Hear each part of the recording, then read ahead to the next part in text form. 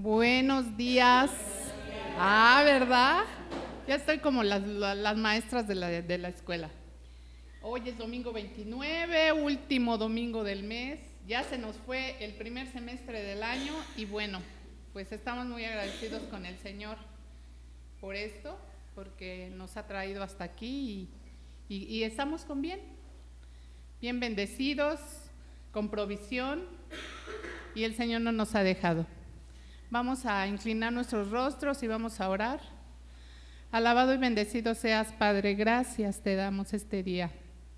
Gracias porque nos permites estar aquí. Gracias porque despertaste nuestros corazones esta mañana para poder venir a alabarte y poder venir a bendecir tu santo nombre, Señor. Permite que este culto sea de tu agrado, Señor, que lo recibas como un olor grato, Señor, hacia ti. Te amamos, te alabamos, Señor. Gracias, Padre, porque nos permites vernos como hermanos. En el nombre de Cristo Jesús. Amén. Olvidé mi...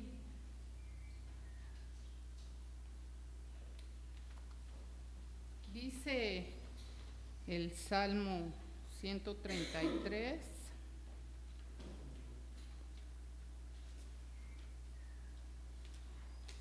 Dice el Salmo 133, mirad cuán bueno y cuán delicioso es habitar los hermanos juntos en armonía. Es como el buen óleo sobre la cabeza, el cual desciende sobre la barba de Aarón, y baja hasta el borde de sus vestiduras como rocío de Hermón, que desciende sobre los montes de Sión, porque allí envía Jehová bendición y vida eterna. Qué bonito es este salmo, hermanos. Mirad cuán bueno y delicioso es habitar los hermanos juntos y en armonía. Este salmo nos habla de la koinonía. ¿Qué es la koinonía? Es una palabra griega que significa comunión o participación. Y se refiere a la comunión con Dios entre los creyentes. Se refiere a la participación en la vida de la iglesia, compartiendo recursos, como el domingo pasado que nuestra hermanita nos trajo paella y estuvimos compartiendo con ella a la salida, al final del culto, compartimos los alimentos. Y bueno, apoyándonos mutuamente también, como lo hicimos este miércoles en el culto de oración, que oramos unos por otros. Más allá de una simple amistad de decir, hola vecino, buenos días, la koinonía implica una relación íntima y profunda entre los cristianos donde se comparten la fe, el amor y se ofrece apoyo y exhortación mutua. En resumen, hermanos, la koinonía es un concepto clave para los hijos de Dios que describe la relación íntima de apoyo mutuo entre los creyentes y basada en la comunión con Dios. Vamos a abrir nuestras Biblias en Segunda de Timoteo 2, del 14 al 26. Cuando lo tengan, hermanos, decimos un amén. Nos ponemos de pie, por favor, y vamos a leer alternadamente. Yo traigo la versión Reina Valera, pero no importa la versión que ustedes tengan.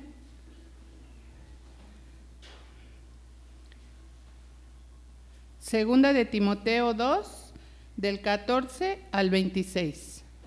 ¿Ya lo tenemos, hermanitos? Empiezo yo.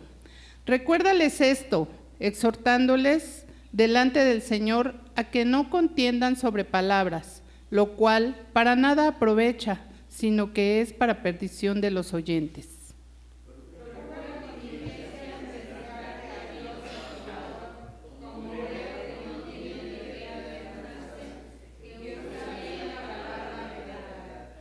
Mas evita profanas y vanas palabrerías, porque conducirán más y más a la impiedad.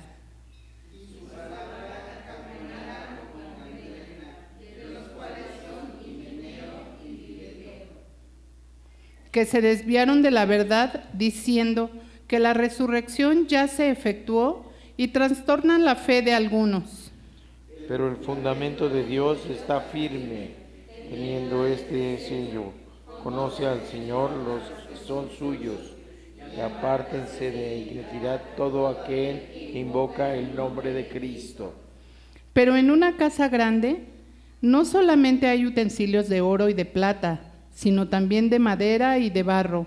Unos son para usos honrosos y otros para usos viles.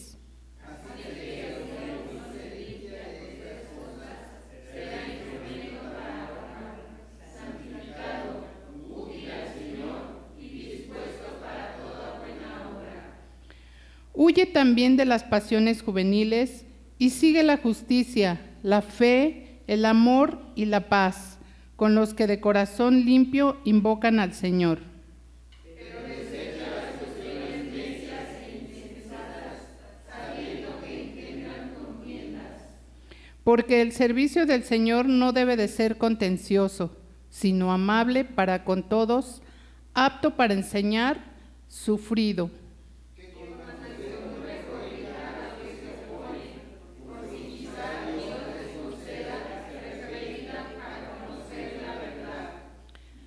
Y escapen del lazo del diablo en que están cautivos a voluntad de él. Aquí nos está hablando de un obrero aprobado. ¿Queremos ser obreros aprobados, hermanos? Así sea. Bueno, vamos al tiempo de alabanza. Gloria al Señor. Qué bueno que podemos estar una vez más aquí. Bienvenidos los que nos visitan. Vamos a cantar a nuestro Dios este canto. Alza tus ojos, dice, se llama Será llena la tierra de tu gloria.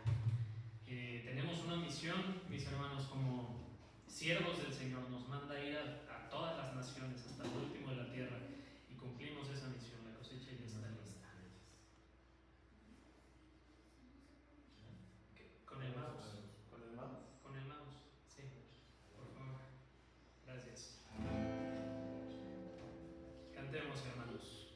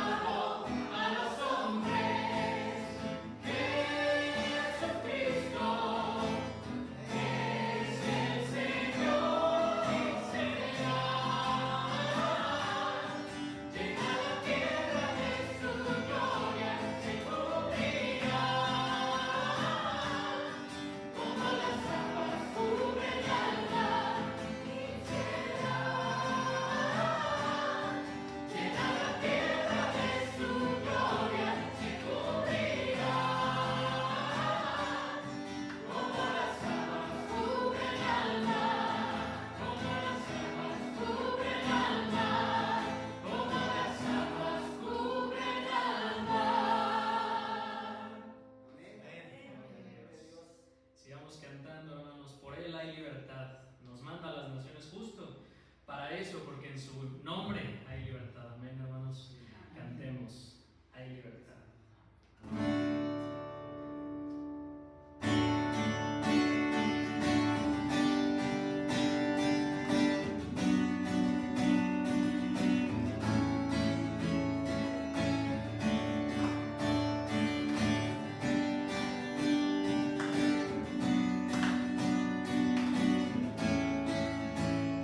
Las cadenas de la muerte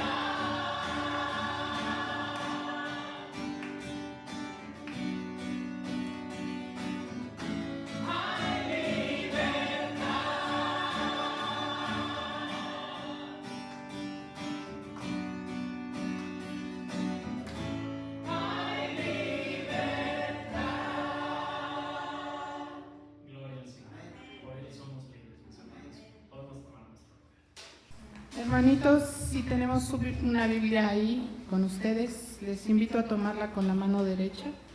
Vamos a hacer nuestra profesión de fe. ¿No la tenemos? La palabra de Dios contenida en este libro es la verdad que acepto creer y es la esperanza que me comprometo a seguir. Y es la esperanza que me atrevo a confesar. Nadie me invitará a que la haga parte de ella y por ningún motivo dejaré de proclamarla.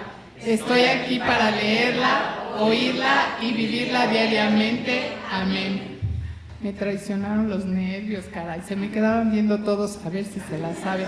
Sí, me la sé, hermanos, pero me traicionaron los nervios. Vamos a recibir a nuestro pastor para que nos dé el alimento espiritual esta mañana. Que levante la mano quien hizo su tarea. Ay, Dios, qué feo siento. Qué feo siento. Oigan, la tarea es para hacerse, ¿eh? Sí, ok. Bueno, ¿qué es lo que les voy a pedir? Que la plasmen. Yo sé que han estado pensando, meditando, que la plasmen por escrito y nos lo hagan llegar. Tenemos que estudiarla. Nosotros es una manera de retroalimentar, queremos sentir perdón la redundancia, sentir el sentir de todos para poder ir viendo este proceso de transformación al que nos está invitando el Señor. Recuerden ustedes que estamos en una serie que se llama Reingeniería para la Iglesia y la parte 2, y también el sermón se llama Una Iglesia Dispuesta, parte 2 también. Recuerden ustedes que la semana pasada dijimos varias circunstancias que la iglesia necesita estar dispuesta para poder ser transformada de la mano del Señor. Y como la introducción de la semana pasada fue larguísima, hoy les dije va a ser una introducción para la serie de 4 sermones. Hoy nada más retomo algunas partes, ¿sí? ¿Qué sabemos de la reingeniería? Bueno, es una herramienta administrativa que se lleva a cabo en las empresas cuando quieren hacer un cambio importante, trascendente, enorme, volverse a hacer. La reingeniería, podríamos decir, es hacerse mucho más efectivos, hacer más con menos recursos, pero es un cambio radical para obtener resultados espectaculares por medio de nuevos procesos que harán a la organización más productiva, considerando la creencia no hay organización ni persona acabada, no, siempre hay posibilidad de mejorar, siempre hay posibilidad de hacer mejor las cosas. Cuando alguien ya se considera que ya la hizo y ya el famoso así soy y qué, ¿verdad? Voy derecho y no me quito aunque me choquen, pues se está impidiendo verdaderamente transformar y crecer. La reingeniería es un enfoque para planear y controlar el cambio, no un cambio anárquico, a ver qué se nos ocurre y a ver qué sucede, como sucede en otras herramientas como la lluvia de ideas, ¿no? Que nos sentamos todos juntos y a ver a quién se le ocurre, qué se le ocurre y luego analizamos la viabilidad. No, la reingeniería tiene que ser a través de un estudio de las cosas y en eso nos va a ser útil su tarea, ¿sale? Para ir guiando verdaderamente esta cosa. Encontramos entonces 4 palabras para definir la reingeniería, el cambio de la reingeniería. Es fundamental, quiere decir que tiene que ir a fundamentos, es radical, se trata de procesos nuevos y es espectacular. O sea, el resultado tiene que ser espectacular. No es mejoritas marginales, sino de dar saltos gigantescos en el rendimiento de la organización. Y decíamos, para terminar la introducción, ¿se puede hacer reingeniería en una iglesia? Sí, por supuesto.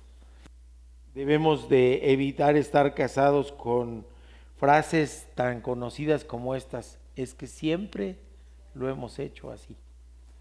Es que tradicionalmente se hacían así las cosas. No, lo que el Señor quiere es que cumplamos la gran comisión, ir y hacer discípulos en el nombre del Padre, del Hijo, del Espíritu Santo, bautizarlos y es hasta el último rincón de la tierra. Esa es nuestra meta. Y creo que eso es fundamental. Para hacer reingeniería en una iglesia no necesitamos más que regresar al fundamento, a la palabra de Dios. Así que continuemos mirando cómo se fue gestando la iglesia, porque en Hechos 1 que todavía no había iglesia, todavía no existía la iglesia, pero ya se vislumbraba cómo concibió el Señor, las características que debían de tener para tener identidad, y los discípulos fueron sometidos en ese proceso. Me emociona que están mis hermanitas Juanita y mi hermanita María allá atrás, celebrando graduaciones, dice una de prepa y otra de kinder. Sí, porque ¿qué creen? Las graduaciones son hoy soy estudiante, mañana soy estudiante de prepa, mañana estoy en la universidad. Soy estudiante de kinder y las materias más difíciles son bolitas. No, estoy en la primaria porque ya tengo que aprender a leer. La suma y la... ¿Se dan cuenta cómo es una reingeniería? Se tienen que reinventar. Están en un estatus y ¡pum! De repente ya pasan a otro. Nuestra iglesia necesita eso. Estamos como una iglesia nueva en realidad. La gente se sorprende que tengamos tan poquito, pero necesitamos una reingeniería como la que fueron sometidos los discípulos que después fueron apóstoles. ¿Tenían miedo? Sí, seguramente tenían miedo. Seguramente tenían incertidumbre, no sabían qué iba a ocurrir.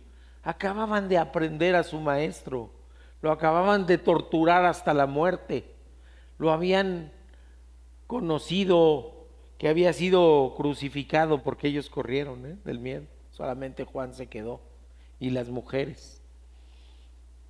Y no es casualidad eso, las mujeres son entronas. Y ahí estaban, presos de la incertidumbre y el temor, pero necesitaban ¿de qué? Para ser transformados, de una fe inquebrantable. Ese temor yo me imagino que se fue cuando vieron al Señor resucitado. 40 días estuvo con ellos, enseñándoles otra vez. Pero después lo ven como asciende a los cielos, y yo me imagino que da una sensación otra vez de orfandad, así como de, ¿y ahora? Pues ya se fue el Señor. ¿Ahora qué tenemos que hacer? Y de eso se trata esta segunda parte del capítulo 1 del libro de los Hechos. Ahora nuestro texto base está en los versículos del 12 al 26, es decir, concluimos el libro de los Hechos. Y vamos a estudiar algunas características de esa iglesia que está delineando el Señor, que está delineando Dios. Vamos a orar para empezar con las enseñanzas. Señor, nos ponemos en tus manos, Padre bendito. Tú nos conoces a la perfección. Sabes de nuestras virtudes que son pequeñitas y sabes también de nuestros defectos que son enormes, Padre bendito. De nuestras deficiencias, de nuestros errores. Tú sabes, tú los conoces, Padre bendito, pero hasta eso, en tu misericordia, en tu gracia y en tu sabiduría, hasta esos errores puedes utilizar para que mostremos nuestra adoración hacia ti, Padre bendito, para que mostremos nuestra fe en ti, confiando en que tú puedes transformarnos, no por nosotros mismos, sino por tu sabiduría, por tu amor, por tu misericordia, por tu gracia. Te rogamos, Padre bendito, que nos hables el día de hoy y que nos enseñes otros aspectos de la iglesia que tú quieres que seamos. En el nombre de Cristo Jesús oramos. Amén. Punto número 1. ¿Se acuerdan que siempre empezamos con una iglesia dispuesta? ¿Sí? ¿Qué es eso de la disposición, mis queridos hermanos? ¿Qué es eso de la disposición? Es tener en nuestro corazón el deseo de darle el sí al Señor. Decía mi hermanita, me habló el pastor y me dijo, usted dirige, y le di el sí bien rápido. Porque era para el Señor. Ella sabe que el servicio no es para la iglesia, no es para el pastor, es para Dios. Ella sabe, y por eso en su corazón hubo disposición de no regatear el sí, sino de darlo facilito, ¿verdad? De decirle sí a lo que el Señor nos exhorta, nos llama, nos pide. Decirle sí. Un corazón indispuesto es aquel que busca pretextos. Un corazón indispuesto es aquel que no quiere moverse. Un corazón indispuesto es aquel que cuando el Señor dice, ¿habrá quien? Como le dijo Isaías, no le dice, sino le dice, ahí están los otros. ¿Sí me explico? Necesitamos una iglesia dispuesta. ¿A qué? A correr riesgos. ¿Cómo está eso? Nos decía el pastor Jorge Barrera, ¿y si van a venir a la brigada? ¿Es en Guanajuato? ¿Es en Salvatierra? ¿Si van a venir? ¿De veras? Sí, de veras. ¿Y qué dijeron los hermanitos a los que les preguntó? Sí. Y ahora tenemos que planearlo para dar que ese sí sea efectivo. Una iglesia debe estar dispuesta a correr riesgos. Dice Hechos 1:12, entonces volvieron a Jerusalén desde el monte que se llama del Olivar, el cual está cerca de Jerusalén, camino de un día de reposo. Parece un hecho intrascendente, ¿eh? La ascensión del Señor había ocurrido precisamente en el monte de los Olivos o monte del Olivar, allí donde había ido a orar muchas veces. Allí fueron, junto con él, caminaron al monte de los Olivos, y nos dice Hechos 1:11, ascendió a la vista de todos, ¿verdad? Ascendió a la vista de todos, y allí estaban. Perdón, no puse en silencio mi reloj. Y entonces, si el teléfono sí, pues el reloj no está sonando. Bueno, ¿y qué pasó entonces? Ahí habían ido a ese paraje conocidísimo por ellos, el Monte de los Olivos o Monte del Olivar.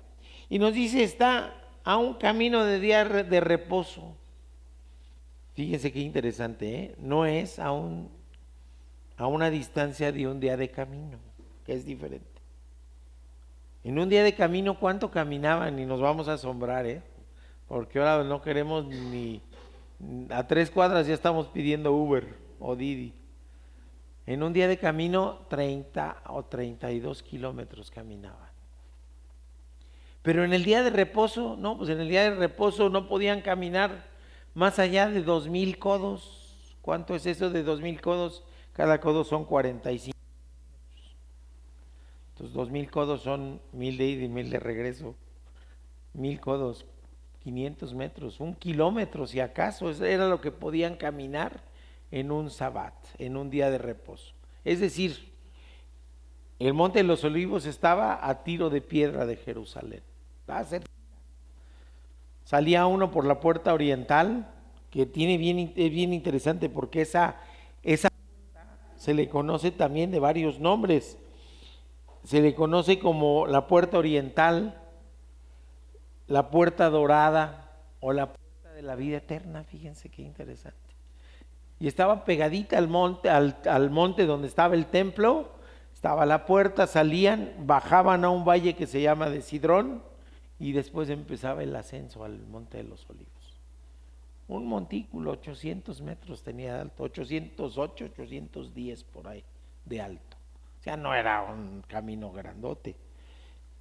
¿Y qué tiene que ver esto? ¿Se acuerdan en qué contexto estaban? Pues precisamente en el contexto de la persecución. Los querían aprender, los querían detener, los querían torturar y los querían matar. Y recuerden que eran norteños ellos eran norteños, eran de Galilea. Entonces yo me imagino, ¿no? Por la manera de vestir y la manera de hablar, sabían que eran de Galilea. Como ahora puede ser, ¿no? O sea, las bototas vaqueras, el cinturonzote así con la vaca ahí, camisa cuadros y hablando así. Este es norteño. Igual les pasaba a ellos, eran galileos. Entonces no se podían esconder con su misma vestimenta o su manera de hablar, podían ser identificados, pero corrieron el riesgo. El Señor les dijo, vamos al Monte de los Olivos, y cerca de 120 personas fueron con Él, mujeres, María, sus hermanos, la otra María, varias mujeres fueron con Él al Monte de los Olivos. Tuvieron que pasar por la Puerta Dorada, tuvieron que salir afuera de los muros de la ciudad y seguramente había guardias en la Puerta Dorada. Recuerden ustedes que las ciudades eran fortificadas, eran muros altos y en las puertas, en las entradas, había soldados. Ahí tuvieron que atravesarse, ahí tuvieron que pasar, corrieron riesgo, ¿sí se dieron cuenta? Yo no sé ustedes, pero a veces cuando yo visito Ciudad de México con mi placa foránea, digo, híjole, estoy aquí a tiro de piedra para la extorsión de los policías. Y cuando paso Tepozotlán, digo, ya la hice, ya me extorsionaron. ¿Sí les ha pasado? Pues eso mismo les pasaba a ellos. Eso mismo les pasó a ellos. Así como diciendo, pues me están persiguiendo, me están buscando. Ya pasé la Puerta Dorada, ya estoy fuera de la ciudad. ¿A poco no era más fácil pensando humanamente? Pues ya de aquí agarro monte, a ver cuándo me pescan. ¿A poco no? Humanamente pensándolo, dice uno, sí, ya están afuera de la ciudad, ya están afuera de esa puerta que también se llamaba la Puerta de la Misericordia, ya están afuera de esa zona oriental que daba acceso directo al monte del templo, lo más cuidado, lo más vigilado. Había romanos persiguiéndolos, pero también los guardias del Sanedrín. ¿A poco no se antojaba más decir, no, pues ya de aquí soy, ya me agarro y a ver cuándo me agarran? ¿Y qué hicieron ellos? Se regresaron a Jerusalén. Vieron la ascensión del Señor. Aquellos dos ángeles se les aparecieron y les dijeron, ¿qué ven hacia arriba? ¿Qué ven? Así como lo vieron que se fue, así va a regresar. Pero ahora enfoquen su vista ya no arriba, ya lo perdieron de vista. Enfóquenla acá abajo, con los que necesitan del Señor. Estoy parafraseando, no es que les dijeran así. Pero era la realidad. ¿Qué mandó el Señor? ¿Cuál fue la gran comisión? Vayan y hayan discípulos. Entonces no podían andar en la vida viendo así, tenían que ver al necesitado, al de abajo, al del mismo nivel para poder hablar. ¿Y qué hacen? Se regresan, contra toda lógica humana se regresan. Ahí va la bola otra vez, todos juntos. ¿Se imaginan la impresión que debió haber dado eso? O sea, no era uno o dos así saliendo de manera furtiva, eran más de 120 personas en procesión, primero de ida y luego de regreso. ¿Por qué regresar? ¿Por qué regresar? Además, corriendo más riesgos. ¿A poco no dicen que pueblo chico, chisme grande?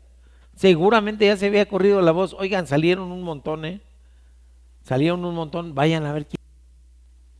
pero ellos deciden regresar. ¿Por qué regresar, mis queridos hermanos? ¿Para qué regresar? ¿Qué les hace regresar? Y pensemos qué les hace regresar. Primeramente, ¿qué les hace regresar? La fe. Mis queridos hermanos, ¿cuántas veces no decimos, ya mejor no voy, ya no regreso a la iglesia? Fulanito de tal me hizo caras, no, ¿a qué voy? Mejor ya no. Perdemos el enfoque de lo más importante, que es que recibimos la palabra de Dios, que tenemos esa coinonía y que somos humanos, imperfectos y pecadores. Y que si fulanito de tal me hizo una cara alguna vez, al siguiente domingo me va a abrazar con gusto y me va a decir, hermano, hermana, qué gusto me da saludarlo. Porque aquí estamos juntos para recibir las bendiciones de Dios, ¿sí o no? Para recibir la palabra de Dios, para recibir la guía de Dios, para recibir alimento espiritual, y todo lo demás es secundario. Pero en la provisión del Señor le interesa tanto esta coinonía que nos dice, no nos dice secundario, nos dice, buscad primeramente el reino y la justicia de Dios, y todo lo demás vendrá por añadidura. Y qué hermosa añadidura nos dice ese Salmo 133. Preciosa, qué hermoso es estar juntos en armonía. ¿A poco no? Entonces regreso por fe. En segundo lugar, ¿por qué regreso? Por obediencia. Voy a regresar porque el Señor nos demandó que estuviéramos en Jerusalén. Y le obedezco porque creo en Él. Así que la fe y la obediencia van ligadas de manera indisoluble. Si tengo fe, obedezco. Si no obedezco, me tengo que cuestionar cómo es mi fe. Si se dan cuenta, tienen que ir, como dicen, junto con pegado. Junto con pegado. Mi fe y mi obediencia tienen que ser una muestra tangible, palpable, observable de cómo está mi relación con Dios. Si no, pues algo debe estar ocurriendo. Y en tercer lugar, ¿por qué regresar? Por humildad, mis queridos hermanos, por humildad. ¿Por qué regresas? Porque Él me lo pidió, porque Él me dijo y porque Él es más sabio que yo. Algo tiene planeado. ¿Cuál fue el principal problema de Eva cuando estaba platicando con la serpiente? ¿Qué le ofreció la serpiente? Y serás como Dios. No había humildad, había vanidad. La gente que dice las cosas se hacen a mi manera, no hay humildad. No hay humildad. Ellos sí, aquí los 11 que quedan y ese segundo grupo aceptan con humildad la voluntad de Dios, por encima de sus propias ideas, por encima de sus propias experiencias y por encima de sus propias expectativas. ¿Qué es lo más importante? La voluntad de Dios. Es que yo me preparé, yo hice tal cosa, tengo 20,000 cursos de liderazgo. No, espérate, no es por ahí. Con humildad acepta lo que Dios te está mandando. Y seguramente eso lo va a utilizar para su cumplimiento de su gran comisión. Pero no es a la manera de nosotros, ni a la manera que queramos, es a la manera de Dios, como hay que hacer las cosas. Hacer las cosas como lo mandata el Señor, eso, mis queridos hermanos, es negarse a sí mismo. Correr riesgos y sufrir las consecuencias de la fe y de la obediencia es tomar con disposición nuestra cruz. Y entonces sí, podemos seguirlo con absoluta convicción y sinceridad.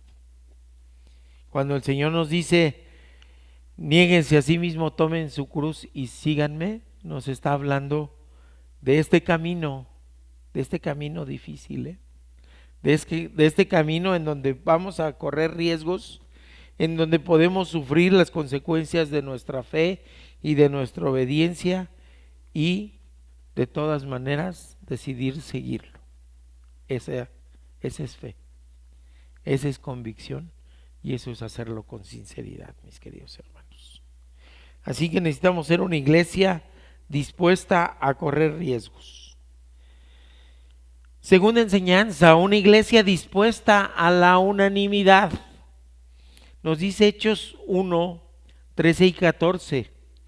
Y entrados, subieron al aposento alto donde moraba Pedro y Jacobo, Juan, Andrés, Felipe, Tomás, Bartolomé, Mateo, Jacobo hijo de Alfeo, Simón el celote y Judas hermano de Jacobo.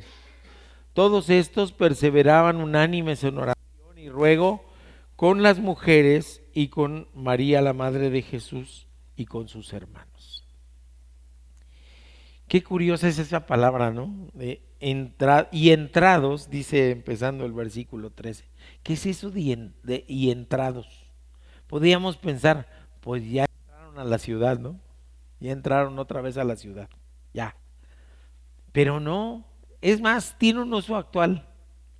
¿Qué vemos cuando vemos a un muchacho y una muchacha bien enamorados? Dice, andan bien entrados, andan bien entrados, sí, andan entrados, sí. ¿Qué es eso de entrados? Es curiosa la palabra.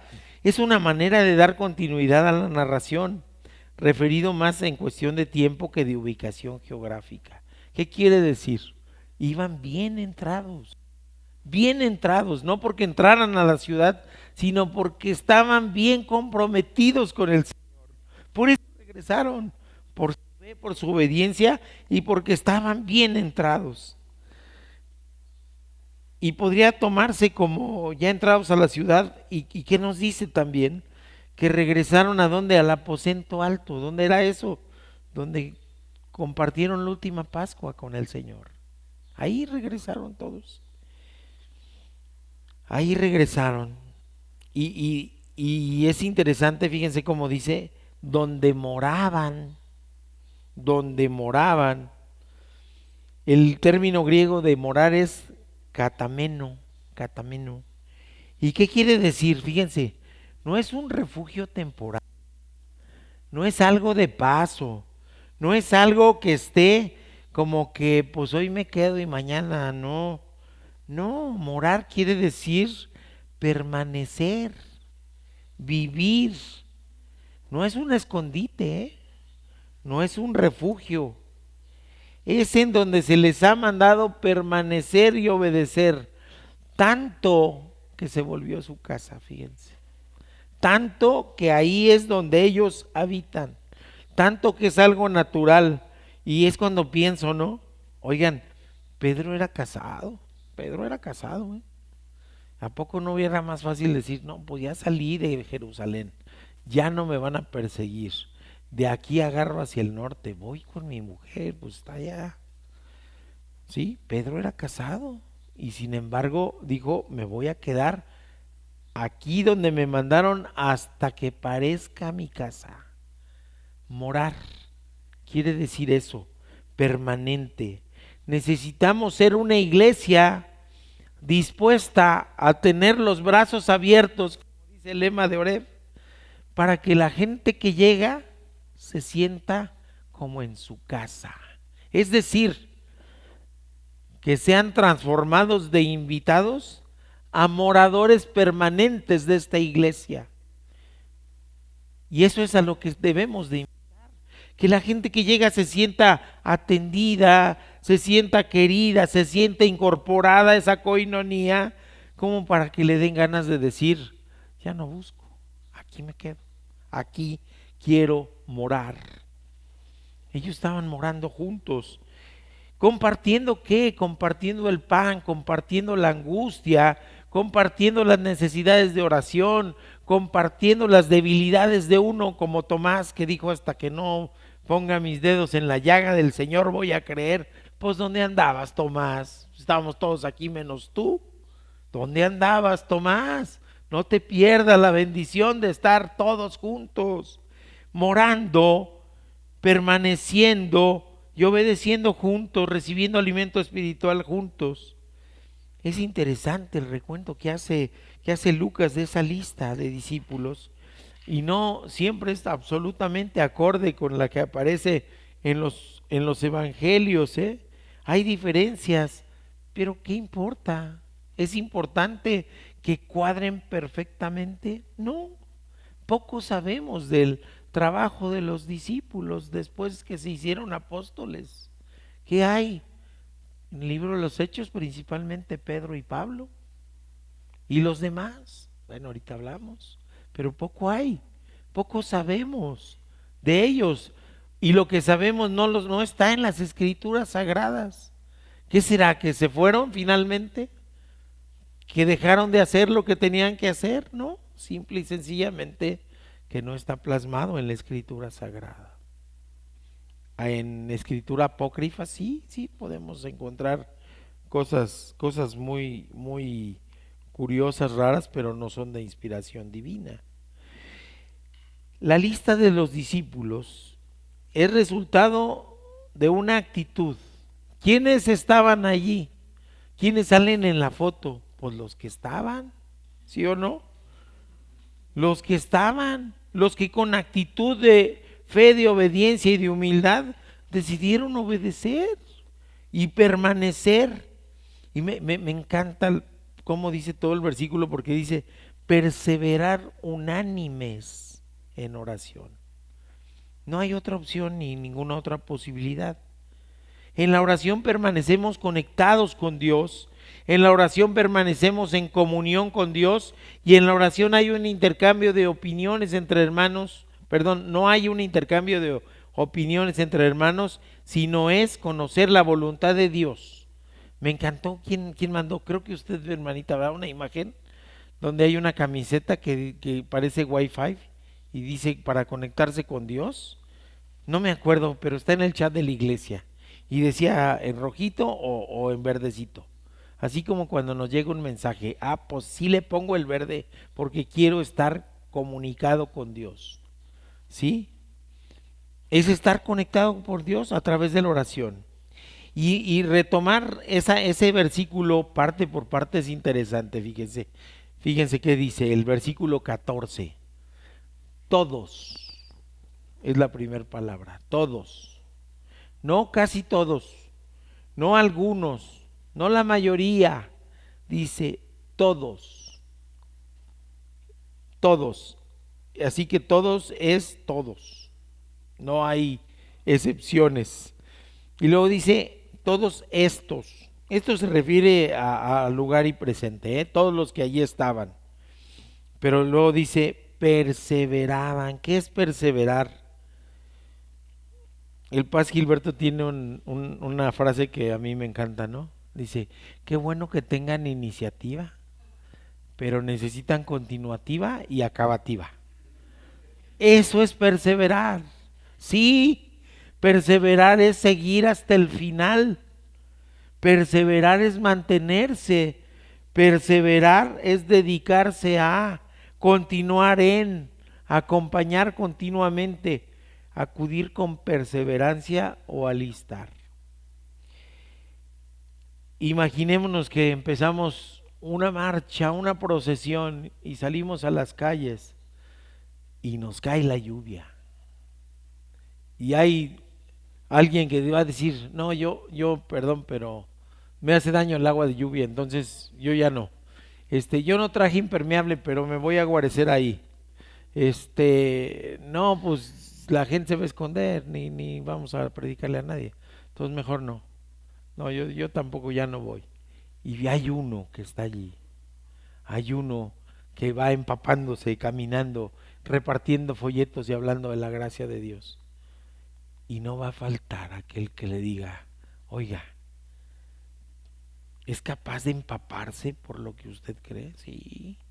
Sí, estoy perseverando en el mandato de Dios. Y estoy diciéndole, es más, estoy gritándole con mi actitud que mi fe es suficiente como para empaparme. ¿Qué tiene? total, me seco, ¿verdad? Así que perseverar es mantenerse a pesar de las circunstancias, mantenerse a pesar de los riesgos, mantenerse a pesar del entorno.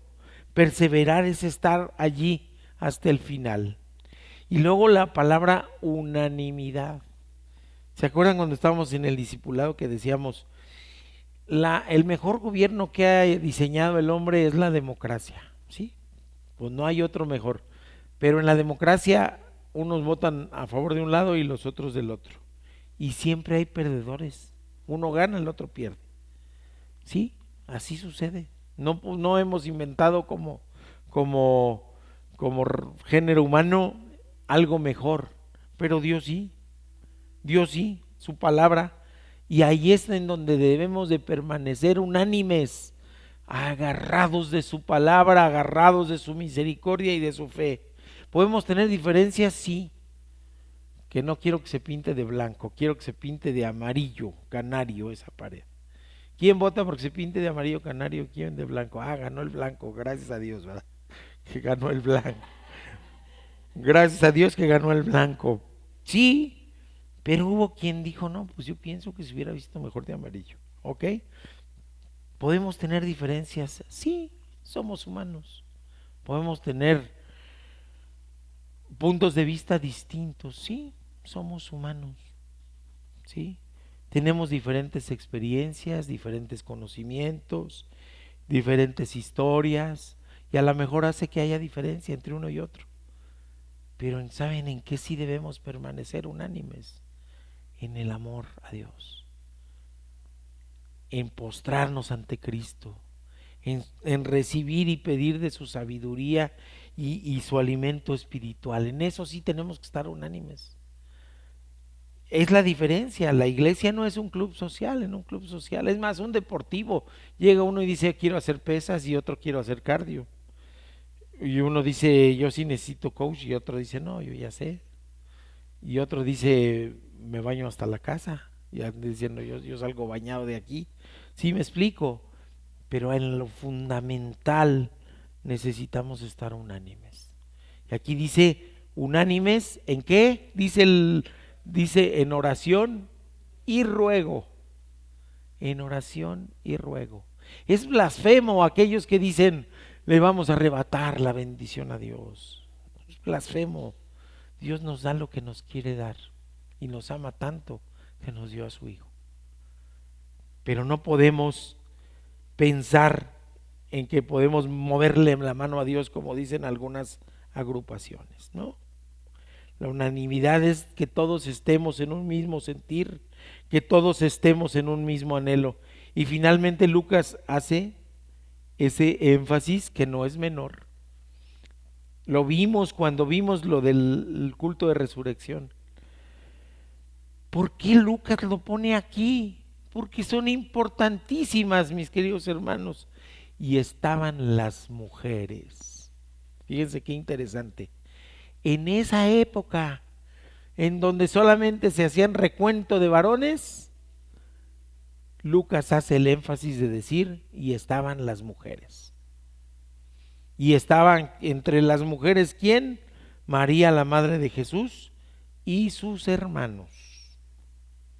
Aquellos que no habían creído en él. ¿Se acuerdan el pasaje?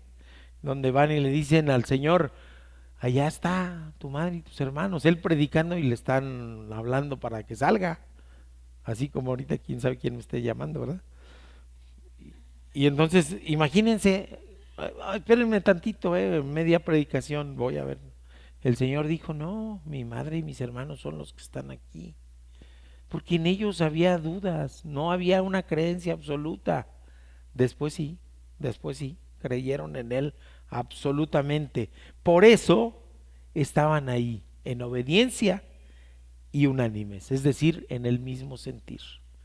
Necesitamos una iglesia que esté dispuesta a la unanimidad, no a las votaciones donde unos pierden y otros ganan, sino a la unanimidad, a estar todos en el mismo sentir. Y finalmente, ¿Saben qué me gusta? Me encanta la Biblia. Me encanta porque no es un libro o una colección de libros en donde se quiera adornar. Ay, vamos a adornar. No, vamos a decir esto para que se oiga bonito. Vamos a decir esto para que sea acorde con lo que se dijo atrás. Creo absolutamente en que la Biblia no tiene errores, en la infalibilidad de la palabra de Dios y que es inerrante. ¿Qué quiere decir? Que no tiene errores. Pero nos muestra la verdad, lo que ocurrió. Nos muestra la neta. Nos muestra lo que fue y lo que plasmó. Necesitamos una iglesia dispuesta a actuar, dispuesta a equivocarse y dispuesta a ser corregida por el Señor. ¿Cómo está esto? A ver, ¿cómo? ¿De dónde saco esto? A ver, dice, una iglesia no es perfecta. En una iglesia estamos juntos un montón de imperfectos, ¿sí o no? Estamos juntos un montón de pecadores que queremos ser redimidos por el Señor, que hemos entregado nuestra vida para que en la hora del juicio tengamos abogado. Estamos un montón de pecadores dispuestos a que nuestras ropas manchadas sean blanqueadas por la sangre del Cordero, nos dice Apocalipsis. Pero somos imperfectos. Y hasta en matemáticas, ¿verdad? Dicen perfecto más perfecto igual a perfecto, pero imperfecto más imperfecto, pues igual a la más imperfección. Y hasta en el matrimonio, somos imperfectos, lo estamos sumados dos imperfectos. Oye, esto va a ser un desastre si no está Dios, como el tercer nudo, ¿verdad? Somos una iglesia y la iglesia no es perfecta. Es perfectible cuando tomamos a nuestro Señor verdaderamente como la cabeza de la iglesia. Pero somos una iglesia en donde estamos un montón de imperfectos esperando con esperanza. Eso que estaban ellos haciendo, ¿verdad? Ahí esperando con esperanza. El Señor les había dicho, en no muchos días vendrá el Espíritu Santo para morar en ustedes. Pero, híjole, no sé, por lo menos en cirugía, perdón, no es mala palabra lo que voy a decir, pero en cirugía decimos que no hay cosa más peligrosa que un tonto con iniciativa. Y a veces así sucede en todos lados, ¿Qué sucede? Pedro, ay, Pedrito, el impulsivo Pedro, el que tomó la espada y desorejó a Malco. Pedro, el que era pero impulsivísimo, ¿verdad? Pedro, otra vez impulsivo Pedro, toma una iniciativa y les dice a los hermanos, hay que unirse, hay que sustituir a Judas. Judas ya se fue, ahora le tenemos que sustituir. Invita a los hermanos, dice la palabra de Dios que eran como 120 hermanos. Ahí sí está tomando únicamente a los varones para cumplir esa tarea. Y Pedro, dicen que no hay texto sin contexto, pues Pedro saca de contexto dos textos para usarlos de pretexto. Por eso el texto sin contexto es pretexto, ¿vale? ¿Y a dónde va? Al Salmo 69, un salmo mesiánico, un salmo precioso, en donde se habla de lo que iba a padecer el ungido de Dios y las consecuencias para los que actuaran en su contra. Y Pedro cita el versículo 25, sea su palacio asolado y en sus tiendas no haya morador. Y luego les cuenta, sí, ¿saben cómo se murió Judas? Así como el chisme, ¿no? Pues Judas, fíjense que 30 monedas y ese Judas fue y se compró terreno con eso.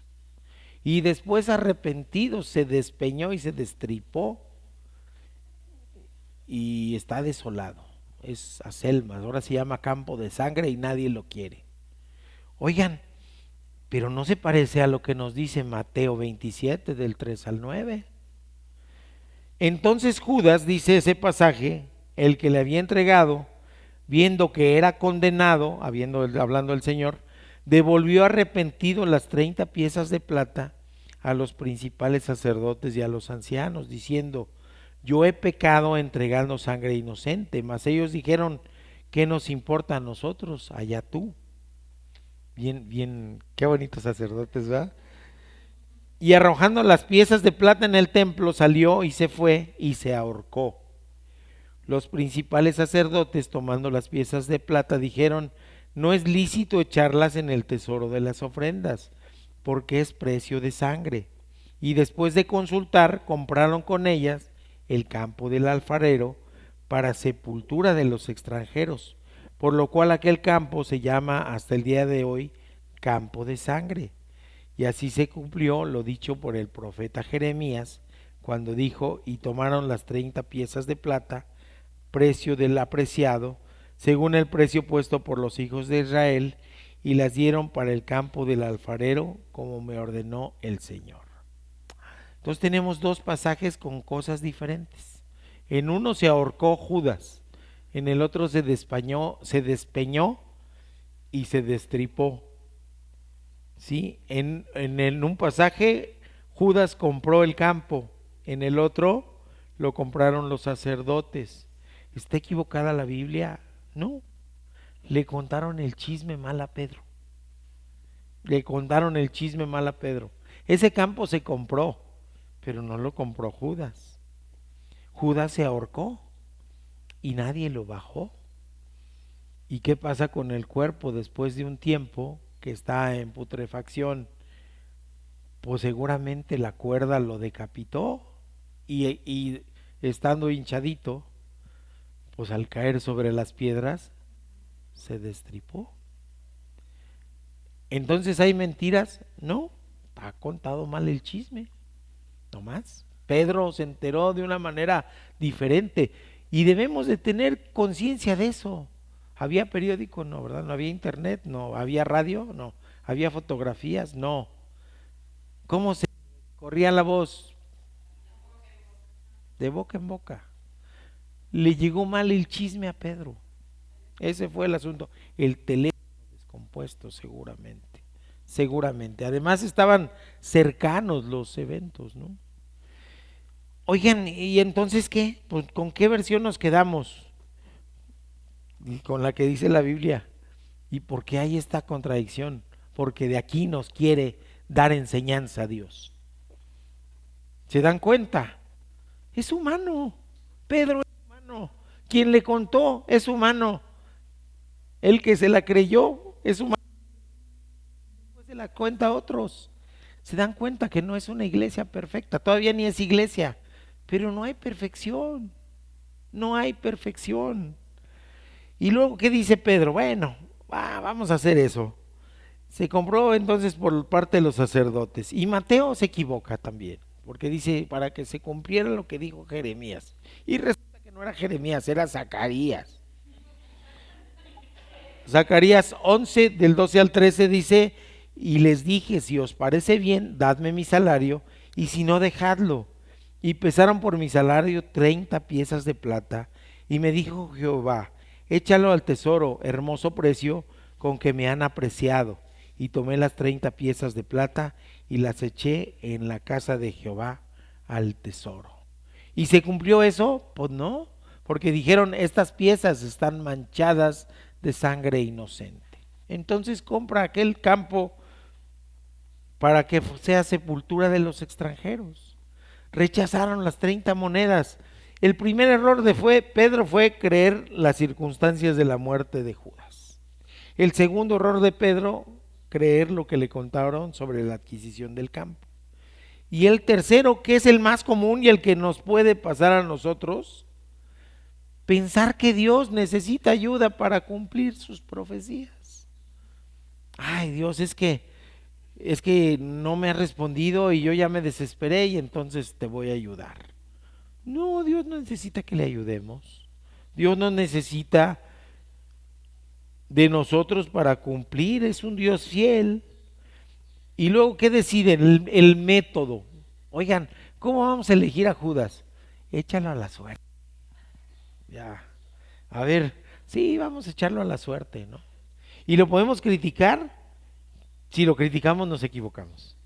Era lo que se acostumbraba, lo estaban haciendo como siempre, lo echaron a la suerte.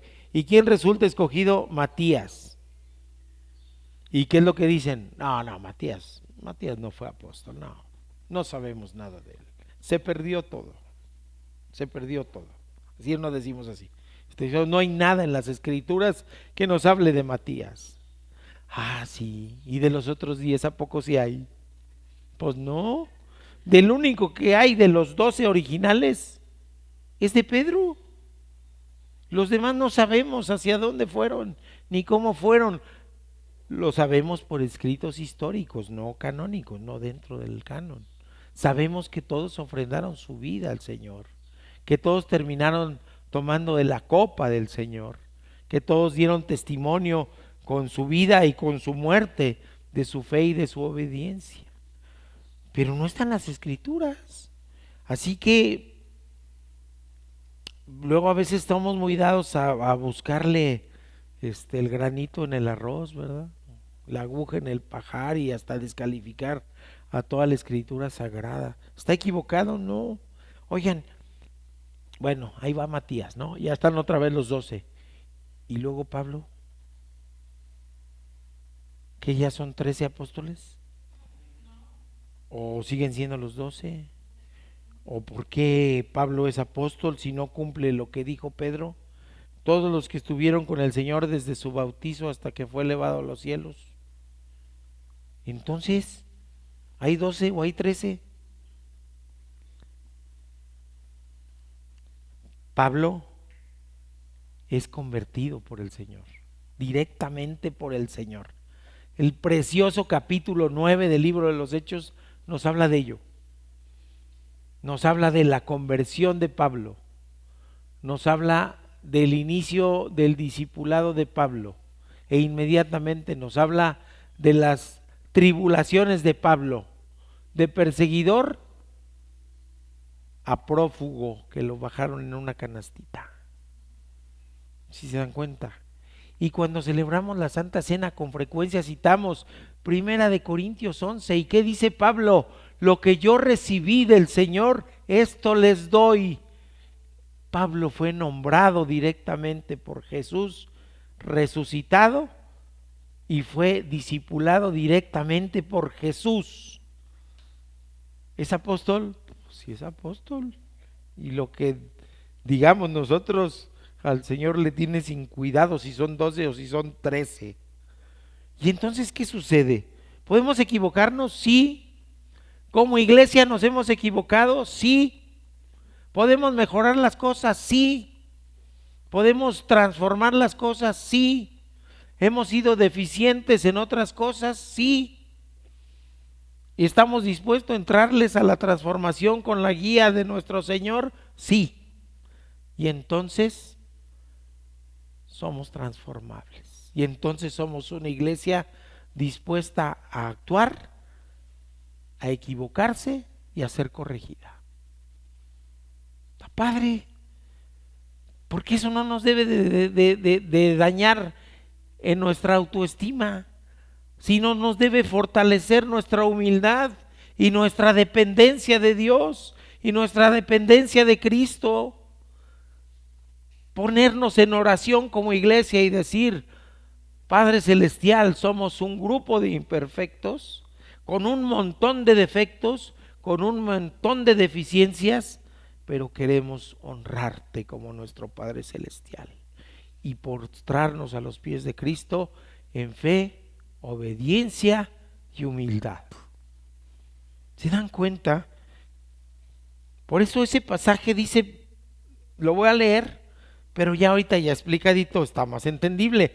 En aquellos días Pedro se levantó en medio de los hermanos, y los reunidos eran como 120 en número, y dijo: varones hermanos, era necesario que se cumpliese la escritura en que el Espíritu Santo habló antes por la boca de David acerca de Judas, que fue guía de los que prendieron a Jesús y era contado con nosotros y tenía parte en este ministerio. Este pues, con el salario de su iniquidad, adquirió un campo y cayendo de cabeza se reventó por la mitad y todas sus entrañas se derramaron. Y fue notorio a todos los habitantes de Jerusalén, de tal manera que aquel campo se llama en su propia lengua Aceldama, que quiere decir campo de sangre, porque está escrito en el libro de los Salmos: se echa desierta tu habitación y no haya quien more en ella. Y tome otro tu oficio, ese es otro salmo. Es necesario pues que de estos hombres que han estado junto con nosotros todo el tiempo que Jesús entraba y salía entre nosotros, comenzando desde el bautismo de Juan hasta el día de entre nosotros fue recibido arriba, uno se ha hecho testigo con nosotros de su resurrección. Y señalaron a dos: a José, llamado Barsabás, que tenía por sobrenombre Justo, y a Matías. Y orando dijeron: tú, Señor, que conoces los corazones de todos, muestra cuál de estos dos has escogido para que tome la parte de ese ministerio y apostolado de que cayó Judas por transgresión, para irse a su propio lugar. Y les echaron suertes, y la suerte cayó sobre Matías, y fue contado con los 11 apóstoles. El Señor finalmente, hasta me lo imagino, perdón, pero a veces es importante, viendo que todo lo que está haciendo Pedro y todos los demás, diciendo: ¿eso crees tú, Pedro? ¿Eso creen ustedes? Pero yo tengo destinado otro. Finalmente decide y corrige. Y lo mismo puede hacer hoy en día, Señor. Lo mismo puede hacer. No somos una iglesia perfecta con personas perfectas. Pero es preferible equivocarse haciendo algo que la certeza del fracaso con la inmovilidad, el ostracismo, el tradicionalismo, el costumbrismo y la quietud total. Podemos avanzar porque Dios nos corrige la plana. Ya saben que me gusta el box, ¿verdad? Pues ayer estaba viendo al Julio César Chávez Jr. Qué desesperante, Dios mío. Qué desesperante. Estaba en la inmovilidad del ostracismo y la quietud total, mientras le estaban pegando 8 rayos. Ya en los últimos 2 como que despertó, pero ya para qué.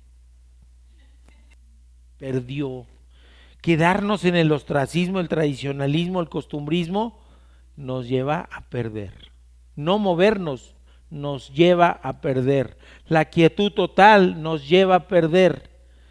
Es mejor moverse, aunque nos equivoquemos, que quedarnos quietos, como el Julio César ayer, que seguritito iba a perder. Seguritito. Así nos sucede a nosotros. Si no nos movemos, si no decidimos actuar, vamos a perder. Mejor nos movemos, nos equivocamos, nos corregimos, nos regresamos, rehacemos, retomamos o lo que sea, a quedarnos quietos, mis queridos hermanos, a quedarnos quietos.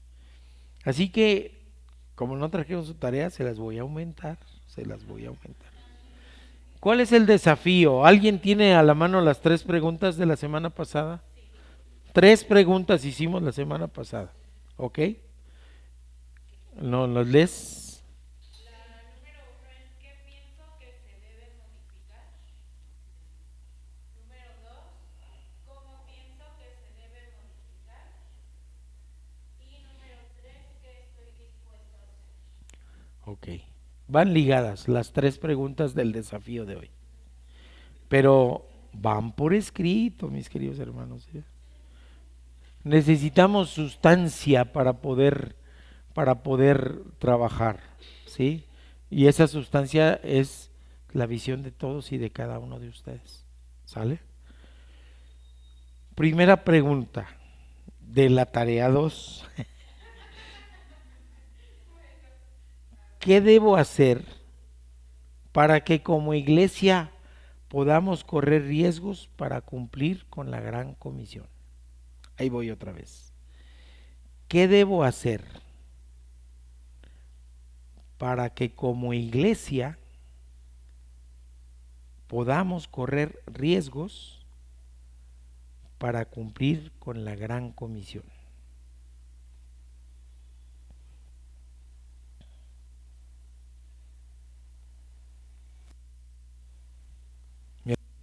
Va a ver el video luego. Eso. 2. Segunda pregunta. ¿Cómo puedo contribuir? Fíjense que todo es al yo, todo es hacia mí, hacia la persona, hacia lo individual. ¿Cómo puedo contribuir a la unanimidad en la iglesia?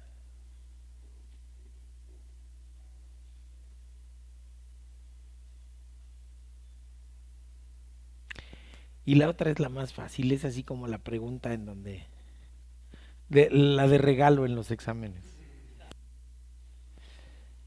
¿Qué prefiero?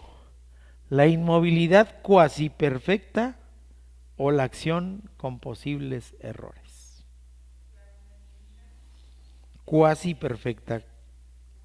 ¿La inmovilidad cuasi perfecta o la acción con posibilidad de errores? Esa está, pero papita, esa está papita. El Señor nos está desafiando, no sé si lo puedan ver. Cuando el pastor Gilberto propuso la modificación de las series, dije sí.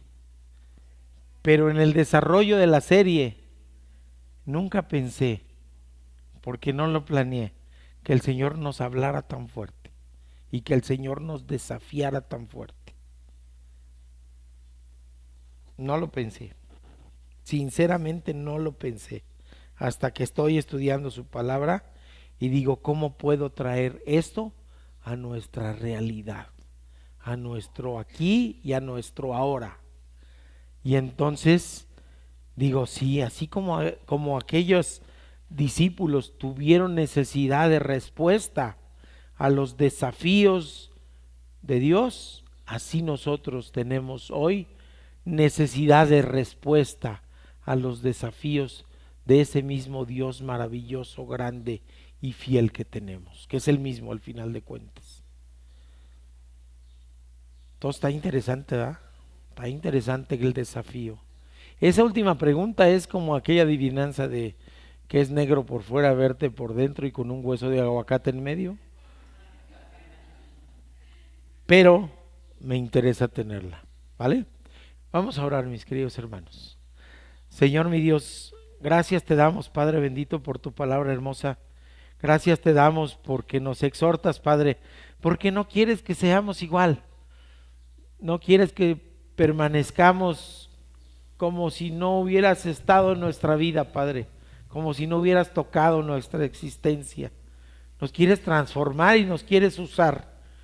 Y grandes cosas han de venir para esta tu iglesia, Padre bendito. Te rogamos que sea tu guía, tu sabiduría, tu palabra lo que nos lleve a todo esto. En el nombre de Cristo Jesús oramos. Amén. Ok, entonces pues vamos a ponernos de pie, a decir nuestro texto lema y después a despedirnos con una alabanza. Esta es la victoria que ha vencido al mundo, nuestra fe. Primera de Juan 5:4. Alabemos.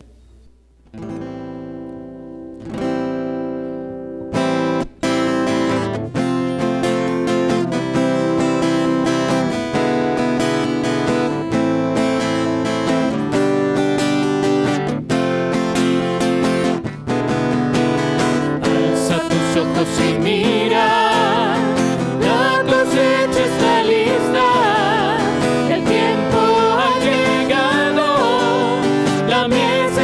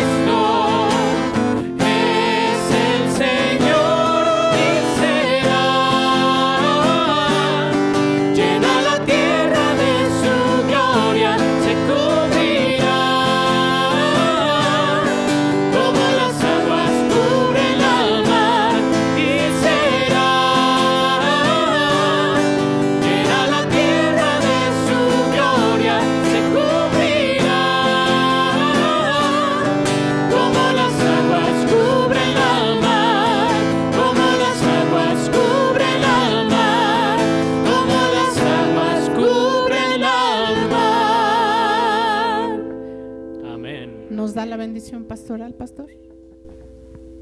Que el amor del Padre, la misericordia y la gracia mostrada en nuestro Señor Jesucristo y el poder de su Santo Espíritu estén con ustedes hoy y siempre. En el nombre de Cristo Jesús. Amén.